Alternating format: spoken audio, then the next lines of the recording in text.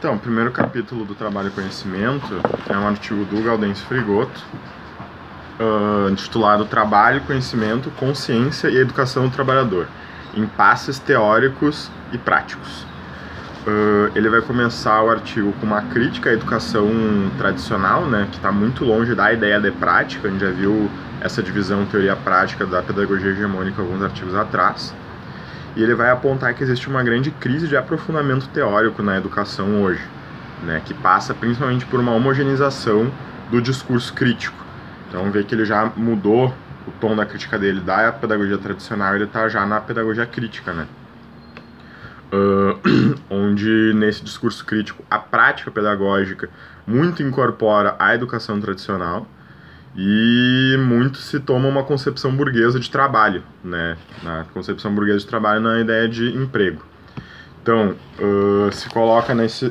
tem se colocado muito na pedagogia crítica o trabalho como um ideal burguês, como um ideal baseado na meritocracia, né, como se fosse uma espécie de virtude que legitima o capital. E daí ele vai apontar 3 dimensões burguesas da educação para o trabalho. Primeiro é uma dimensão moralizante, onde todo trabalho é digno e forma caráter, tipo, qualquer trabalho tem um valor intrínseco moralizante. Tem uma dimensão pedagógica, onde se foca muito na questão do trabalho para aprender fazendo. E uma dimensão socioeconômica, onde o filho do trabalhador é obrigado a autofinanciar a sua própria educação, né? Seja trabalhando para pagar estudo, seja trabalhando para poder sustentar a família enquanto estuda. Tipo, é a obrigação do filho da classe trabalhadora a autofinanciar seus estudos. E essas 3 dimensões, para quem trabalha com educação para o trabalho, são muito difíceis de serem superadas, né? Principalmente quando a gente não consegue superar a visão coisificada do trabalho. Então, avançando,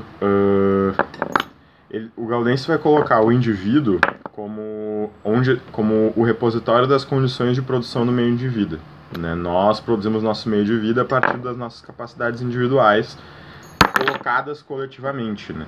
Então, para nós, para os educadores, né, da educação para o trabalho, é uma obrigação estar pensando as especificidades da escola a partir das relações sociais dentro delas, né? Entender que o saber acumulado, em especial por estudantes trabalhadores, não é uma coisa, aliás, em especial pela escola, não é uma coisa neutra, né? Ele não está desprovido de uma ideologia, de determinados valores, e que a superação dessa pedagogia hegemônica, essa prática capitalista, ela se dá na praxis, né? Principalmente rompendo, inserindo uma dialética entre teoria e prática. Ele vai colocar que existem muitos equívocos, né, dessa inversão de valores, onde mesmo dentro da pedagogia crítica a gente assume questões da pedagogia tradicional, onde muitas vezes a gente passa por uma mistificação dos saberes populares, tipo, tudo que vem do povo é uma coisa necessariamente verdadeira. Ao mesmo tempo, ele vai apontar esses dois desequilíbrios, né? Uma mistificação do saber popular e, ao mesmo tempo, uma negação total de qualquer saber e conhecimento do trabalhador que vem do seu trabalho, né? Então, é nessa dualidade meio bizarra em que o trabalhador vai estar lutando pela escola, mesmo sabendo, de certa maneira, que o que ele busca que o que ele está buscando não coincide com o saber burguês que está colocado dentro da escola, né? Mas, mesmo assim, a escola é uma ferramenta de articulação de interesses do trabalhador, principalmente em torno do fetiche do conhecimento, né? Tipo, a gente tem essa coisa muito bem marcada na nossa sociedade, de que conhecimento é poder, de que a escolarização necessariamente aumenta a qualidade de vida e tudo mais. Então esse fetiche de conhecimento vai estar pegando o trabalhador também, vai estar colocando para ele esse desejo pela escola.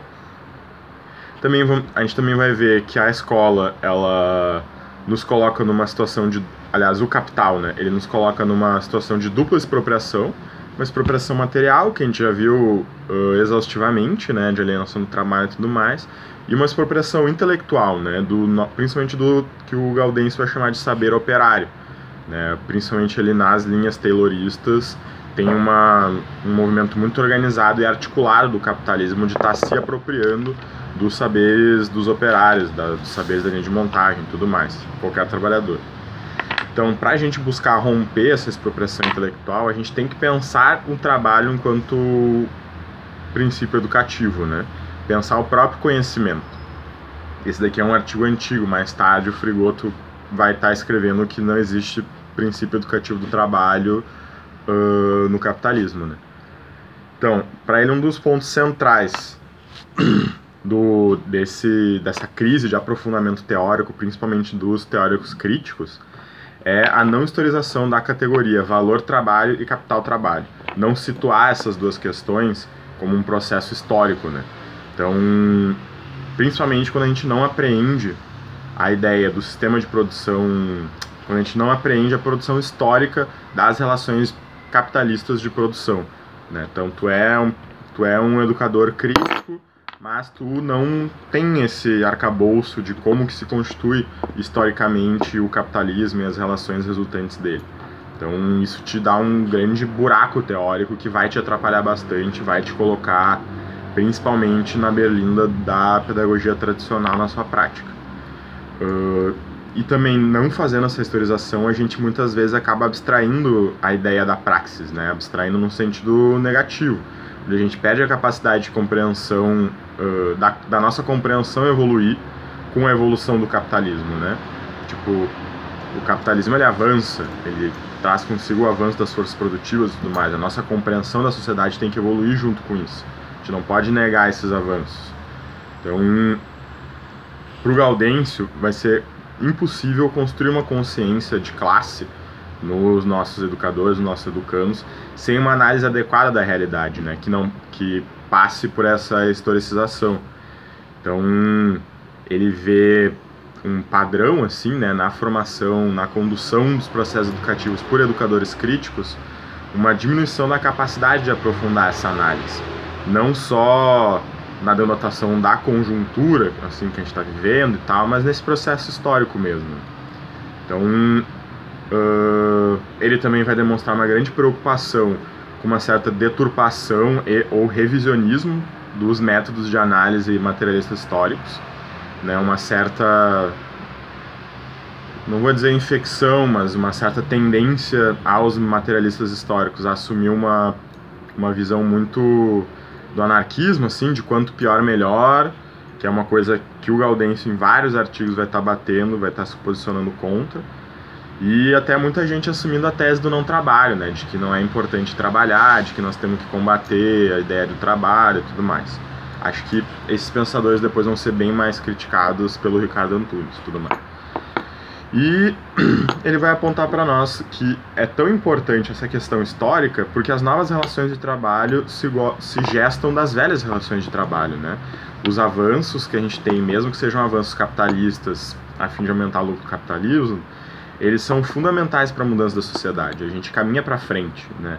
A gente pode caminhar aos trancos e barrancos para frente, mas a gente caminha para frente. Então, ele vai colocar como problema desse artigo essa luta contra a concepção de trabalho igual mercadoria, né? E a abolição das fronteiras entre o trabalho manual e intelectual, principalmente para a educação para o trabalho. E como considerações finais, ele vai apontar que ele vai retomar, né, esses dois problemas fundamentais da educação para o trabalho. Uma, essa falta de direção e aprofundamento teórico, e a outra, essa falta de investigação crítica, né, dos processos históricos, das relações. Ele vai colocar que isso se passa muito porque mesmo os educadores críticos passam a assumir aquele par antinômico, né, da teoria prática como seu arcabouço teórico, e que é muito fundamental a gente ir para dentro da questão do mundo do trabalho, porque lá é onde se fazem as relações fundamentais, né? Principalmente, por exemplo, com relação a crianças, que é uma coisa que eu acho bem interessante, que ele indica que as crianças proletárias, elas são muito presas no presente, né? Porque a gente não tem essa historização na escola.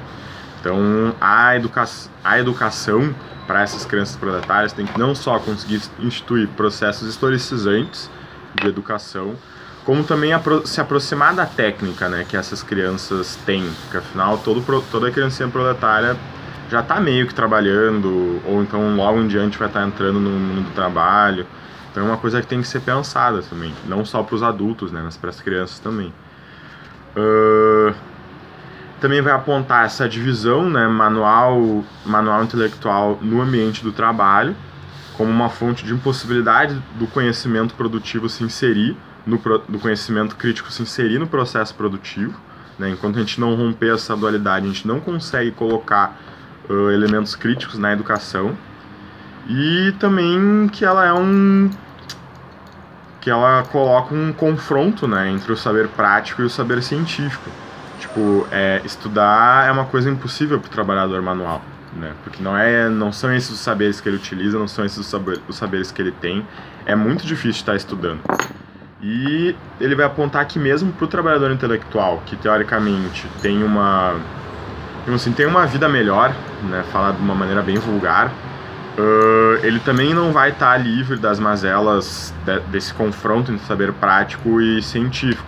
Enquanto que estudar é impossível para o trabalhador manual, porque ele precisa estar trabalhando e se extenuando, trabalhar em sua dimensão assim emancipadora também é impossível para o trabalhador intelectual, porque ele está condenado a estudar a full o resto da sua vida, né? Acho que a gente consegue enxergar isso muito na galera de classe média, assim, que pode não ser exatamente um operário, mas também tem que passar o resto da vida estudando para concurso e não sei o que, e nunca vai ter uma experiência real do trabalho, né, humanizadora de trabalho.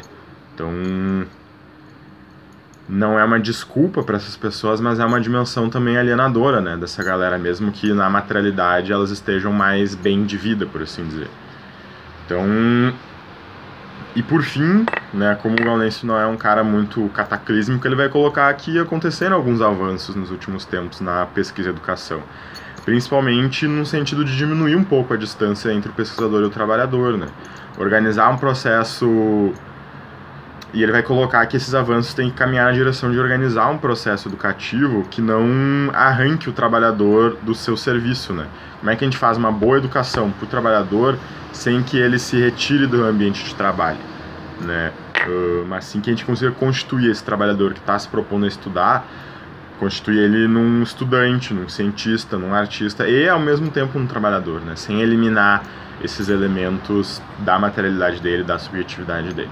Mais ou menos isso o artigo.